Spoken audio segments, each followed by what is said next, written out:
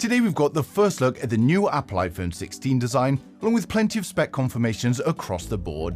Now let me know in the comments who out there is waiting for the iPhone 16, and don't forget to subscribe to stay up to date with the latest tech.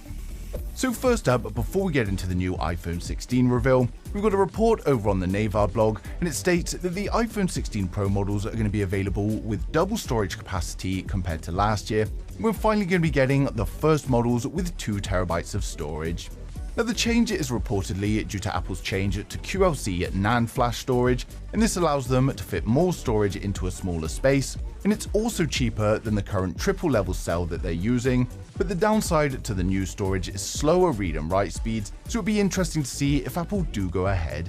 Next up, we've got more reports on the new capture button that's going to be appearing on the iPhone 16 Pro models, and it may not be what we first thought. Now, previous reports advised it was going to be a touch capacitive button for photo and video, but according to a new report from The Information, it's actually going to be a mechanical button, but it's going to respond to different pressures and touches. According to their report, users are going to be able to zoom in and out by swiping left or right on the button, and you can focus with a light press, and then activate recording with a solid press. Now the new button is going to be on the right hand side of the phone under the power button, and basically where the millimeter wave antenna is on the USA models, and this is so that it's in a convenient place for when you're filming or taking photos in landscape. Now next up, we've got news that the iPhone 16 Pro Max is going to feature a larger, more advanced primary camera sensor than the predecessor, and of course it's to improve photo and video. According to Digital Chat Station, we're going to be getting a modified 48 megapixel Sony IMX903, and it's a 1/1.14 inch sensor, and it's actually 12% larger than the sensors used in last year's iPhones, and of course it's going to improve the dynamic range and background blur, as well as being much better in low light conditions. Now a larger sensor on top of all of the new software upgrades is going to result in much better photos and videos for the iPhone 16. Next up, we have the first reveal of the iPhone 16 thanks to some leaked schematics from Majin Buu on Twitter, and as you can see on the front we've got 2 punch holes, but it's important to note that this has always been the design of the iPhone, and the gap in the middle is actually filled with the display to create the dynamic island. On the rear, however, you can see it looks very different, with a much smaller camera module and then the 2 lenses being stacked vertically instead of the diagonal layout that we've had for some time. Now there were previous rumors of the non-Pro iPhone 16s coming with a LiDAR scanner, but if these schematics are correct, then of course it's just 2 cameras and an LED flash. When it comes to the iPhone 16 Pro models, we've had many reports about larger displays, so it's now seeming very likely to happen. We've also had many other rumors about the iPhone 16 Pro models being the first iPhones to have a punch hole camera that looks like this.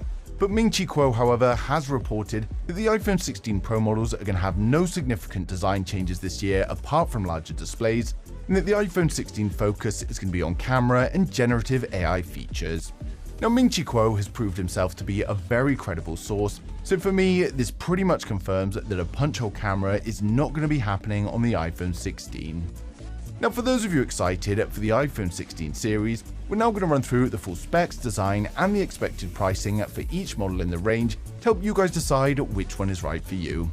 For my regular viewers, you guys have seen this, so just skip to the next video, but if you're new here, then make sure you hit subscribe now and we'll get right into it. So first up, we have the standard iPhone 16. With the standard iPhone 16, we get a 6.3 inch OLED display, but unfortunately this is still going to be an LTPS display. The iPhone 16 is going to have a taller aspect ratio than last year, and it's going to be protected by Ceramic Shield 2. We get the new dynamic island, which covers up the 12 megapixel selfie camera and Face ID sensors. And then on the rear, we've got a 12 megapixel primary camera and a 12 megapixel ultra wide.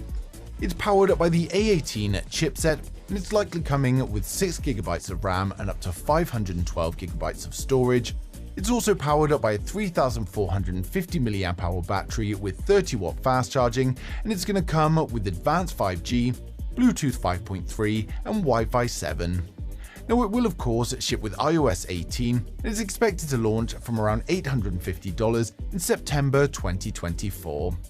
Now next up, we've got the iPhone 16 Plus. With the iPhone 16 Plus, we get a 6.9-inch OLED display, and again, unfortunately, this is another LTPS display. It's got a taller aspect ratio than its predecessor, and is protected by Ceramic Shield 2.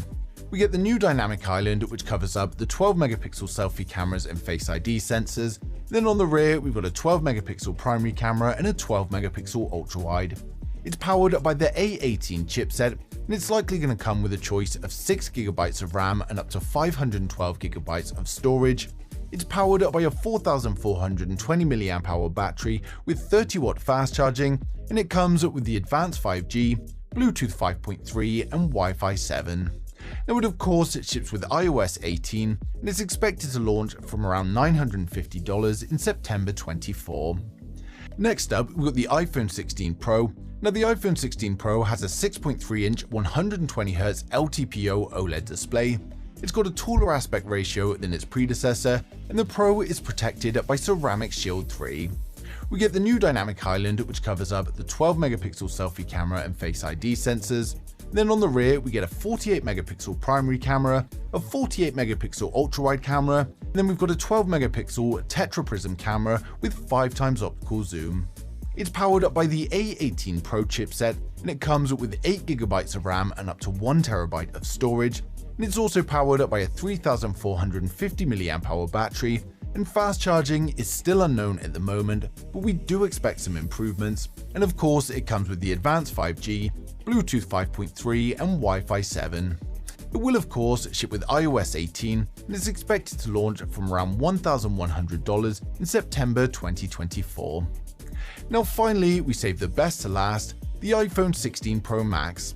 With the iPhone 16 Pro Max, we get a 6.9-inch 120Hz LTPO OLED display. Again, like the other phones, it's got a taller aspect ratio than its predecessor, and is protected by Ceramic Shield 3.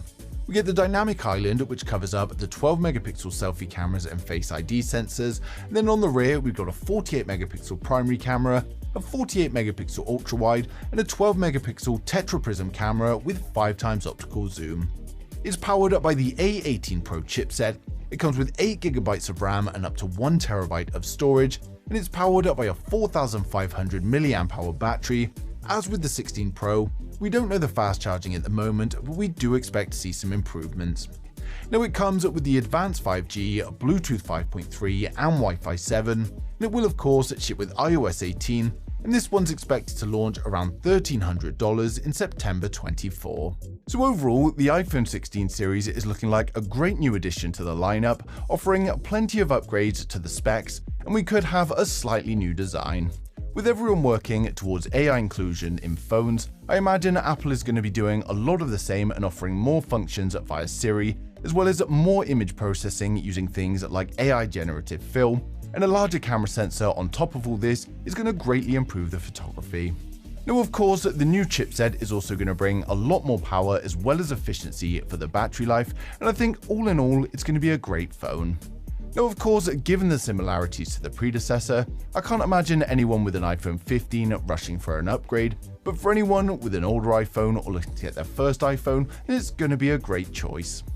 Now of course, we've still got quite a way to go until the official launch, but we're likely going to receive more and more leaks as we approach it, and of course I'll be sharing them as soon as they come in, so make sure you subscribe to the channel so you don't miss a thing in the future.